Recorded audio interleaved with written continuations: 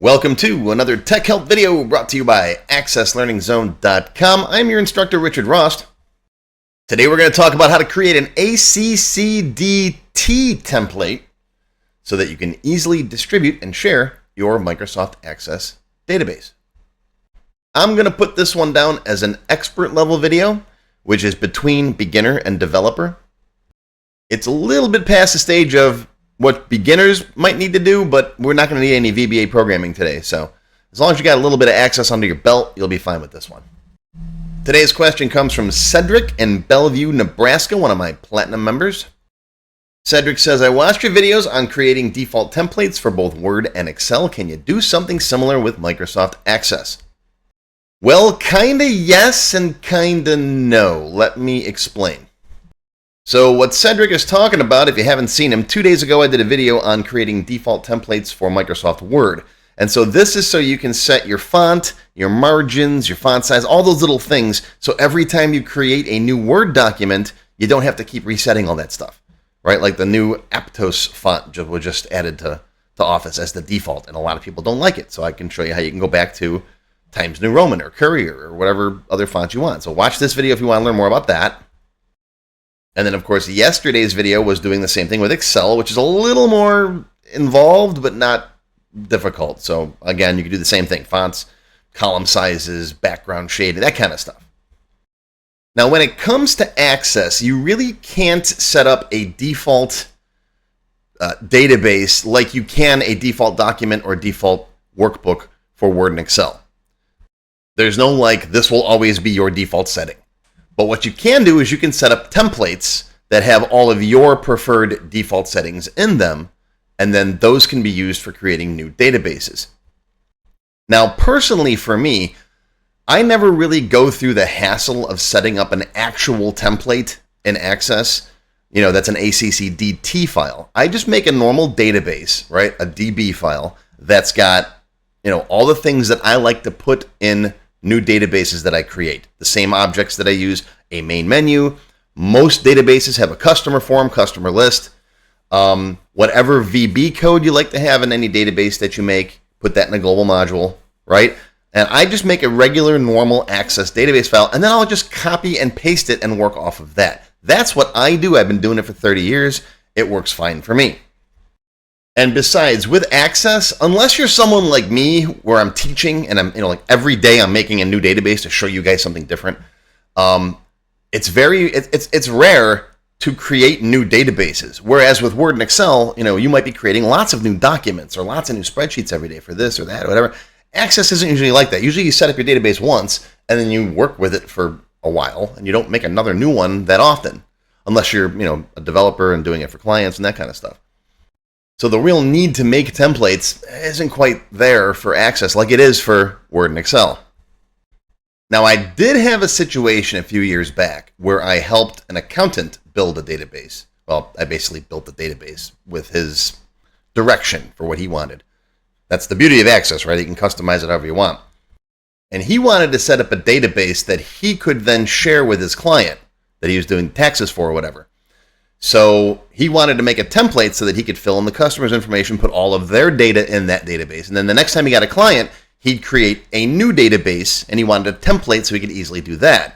Of course, I tried talking him out of doing that. I said it's much, much easier from a development standpoint to put all of your clients together in the same database. And then if you just want to peel off their information, we could export them, Excel spreadsheets or whatever. He's like, no. He's like, no, this is how I want to do it. I argued. I lost, because at the end of the day, the client is right when it comes to what they want, right? It might not be the best thing developmentally, but okay, I let him win. So I set him up a template so he could just open up Access, pick the template, and then he'd get a new blank database that he could then just populate with that client's information, and then he can send that database to them when they wanted to see, a copy of their records. Of course, once you've got 20, 30 of those databases and you want to make a design change to a form, then you got to copy that form to all of those. That's what I tried to tell him in the first place, and he didn't listen to me. But okay, but anyways, there are some instances where you might want to be able to use templates like this. Also, if you want to be able to share your database with other people, right? And I'm finally happy, by the way, that ChatGPT finally is getting the right number of fingers on images. And is it just me, or does that guy kind of look like Jeff Goldblum, like a young Jeff Goldblum, like Jurassic Park Jeff Goldblum, or maybe Independence Day? I don't know. Doesn't have quite the same hair though. Yes, no, maybe a little bit. I don't know. Okay. Anyways. All right, so let's say you got a database that you want to be able to share or make a template out of. So here's my basic TechHelp free template, right? This is a free database. You can grab a copy of this off my website if you really want to. Let's open this sucker up. Now take out anything that you don't want in here, that you don't want to be able to share or have in your template. I'm just going to leave it as it is. Don't worry about taking the data out of it, because when you create the template file, there's an option to either include the data that's in here or not. If you got a situation where you need some helper data table, like you got a list of states in here or name prefixes or that, and you want that, then you're going to have to manually delete the stuff out of the tables that you don't want shared. So you have to delete your customers and orders and stuff like that. It is an all or nothing proposition. Okay? All right, so we're going to take this, we're going to save it as a template file. Save as. Right there, template, ACCDT. Save as. This guy comes up. Right? What do you want to call it? Let's call it Rick's Test Tech Help Template ACCDT thingy. Whatever you want to call it. That's what's going to show up in your template list. You want a description in here? Whatever. Tell people about your template. Right? Okay. Category. You can set up different categories if you want to. There's one default one, user templates. Just leave it in there. That's fine. Icon. If you want to give it a custom icon, click this little guy right there. Browse to wherever your icons are. Pick what you want. Hit open. There it goes. That's what you'll see in the template listing. If you want a preview of it, a like more in-depth image that shows up in like the template store, right? Again, browse for it right there. Pick your image. Okay, there it is. All right, now, primary table. This is if you're doing something called an application part, which we're going to talk about in tomorrow's video. And instantiation form is the form to open by default in databases created by the template, kind of like your startup form. If you want to have a custom form with instructions pop up, you can pick one of your forms in here. I'm not going to bother with that right now. I already have a main menu that'll load up, and you can put instructions on that if you really want to. All right. Here's the option to include all data in the package. If you don't check this by default, you'll get no data. It will empty out all of your tables. Okay, I'm going to turn that off so we get an empty database. And then we'll hit OK. There are options here for sharing your template with the community where you can submit it to be, in the Microsoft store or whatever they got. I honestly have never done this, so I don't know much about it.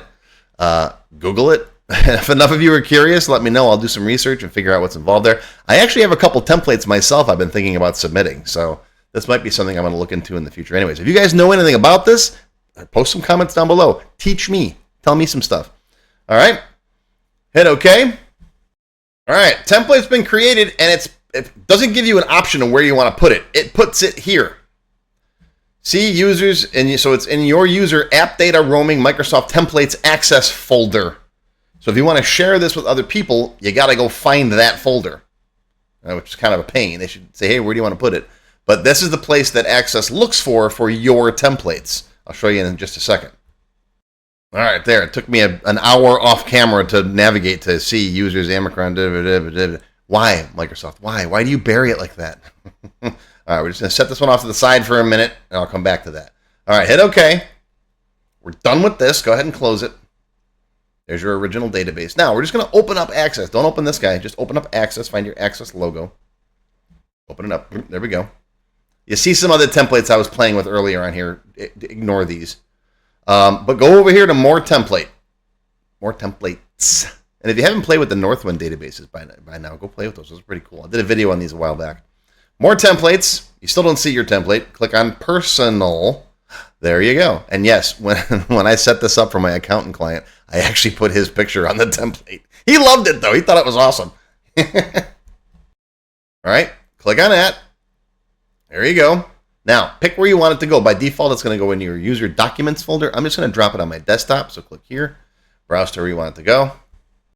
I'll go to desktop, give it a good name, new accounting DB or whatever. It's going to create an ACCDB file out of that template. Hit OK, and then hit create. It's going to do its thing. It's preparing a template. And there you go. You got a blank database at that location. In fact, let me see. Oh, there it is. It's on my desktop. Let me bring it up. There. So it was on my other monitor. Okay. And you'll notice all your tables are empty. See? Okay. So I can close that. Now I got a brand new copy of the database. And again, it moved it. I've got 2 monitors on my desk. And of course, every time a change is made to one of those databases, it snaps back down to my primary monitor. I hate that. Now, the reason why I browsed to this guy was because if you want to send this to your customers, for example, so they can make brand new blank databases off of your template, you can zip this up and send it to them. And if they have access, they can open it. Just make sure to tell them that they need to run it from a trusted folder, a trusted location. All right, and if you need to know about that, I got a video for that too. Of course, I got videos for everything, right? And of course, if you want to learn more about Access, come to my website, check it out. I got Access lessons for all levels, beginner, expert, advanced. Advanced covers macros and stuff, developer lessons. I got all kinds of seminars and templates and you name it, I got it. So if you want to learn Access, you found the right guy. If you like my style, come on down. You're the next contestant, all that good stuff. So that's going to be your Tech Help video for today. Tomorrow, we're going to talk about application parts.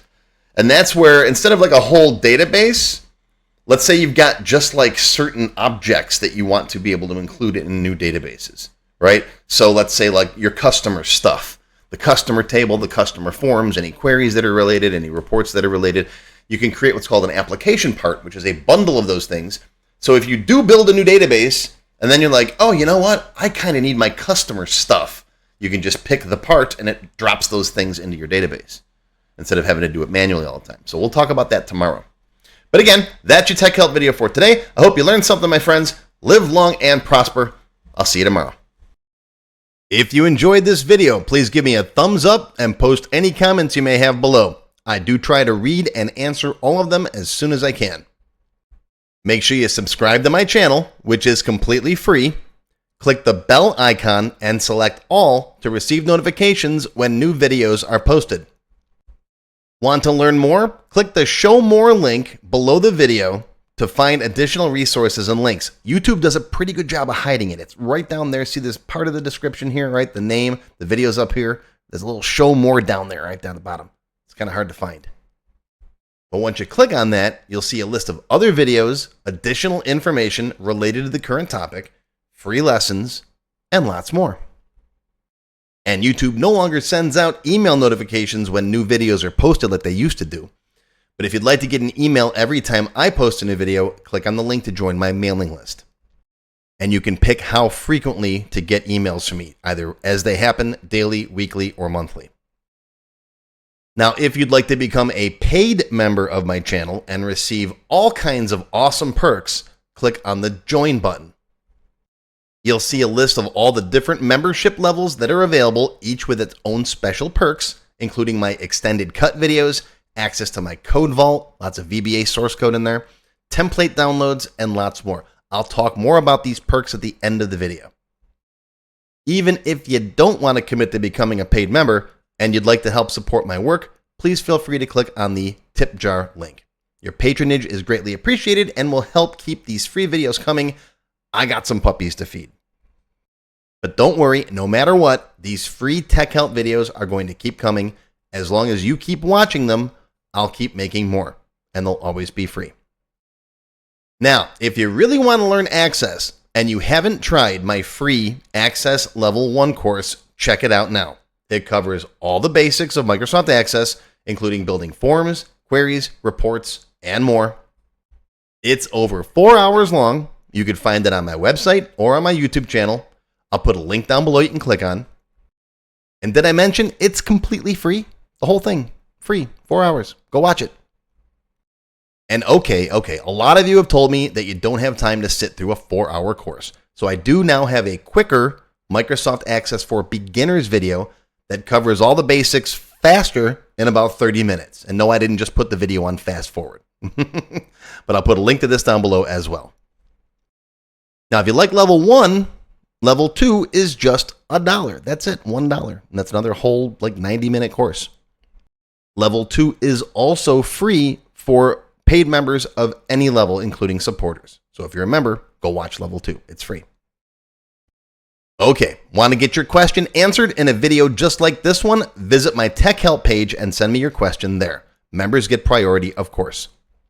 While I do try to read and respond to all of the comments posted below in the comments section, I only have time to go through them briefly a couple of times a month, and sometimes I get thousands of them. So send me your question here on the TechHelp page, and you'll have a better chance of getting it answered.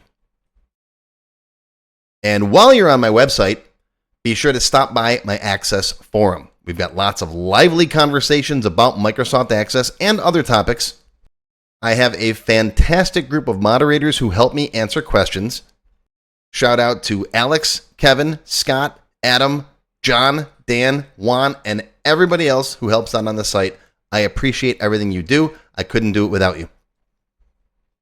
Be sure to follow my blog, find me on Twitter, and of course on YouTube. Yeah, I'm on Facebook too, but I don't like Facebook. Don't get me started. Now, let's talk more about those member perks if you do decide to join as a paid member. There are different levels: silver, gold, platinum, and diamond.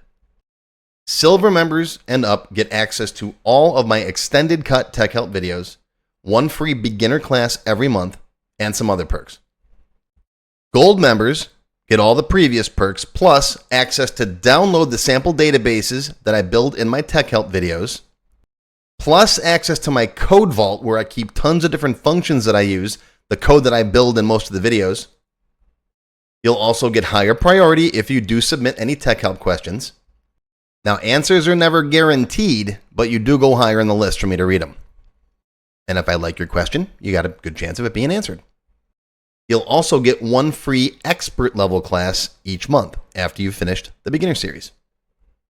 Platinum members get all the previous perks plus even higher priority for TechHelp questions. You get access to all of my full beginner level courses for every subject. And I cover lots of different subjects like Word, Excel, VBA, ASP, lots of different stuff, not just Access. These are the full length courses found on my website. You get all the beginner ones. In addition, once you finish the expert classes, you get one free developer class per month. So lots of training. And finally, you can also become a Diamond sponsor. You'll have your name or your company name listed on a sponsors page that will be shown on each video as long as you're a sponsor. You'll get a shout out in the video and a link to your website or product in the text below the video and on my website. So that's it. Once again, my name is Richard Rost. Thank you for watching this video brought to you by AccessLearningZone.com. I hope you enjoyed. I hope you learned something today. Live long and prosper, my friends. I'll see you again soon.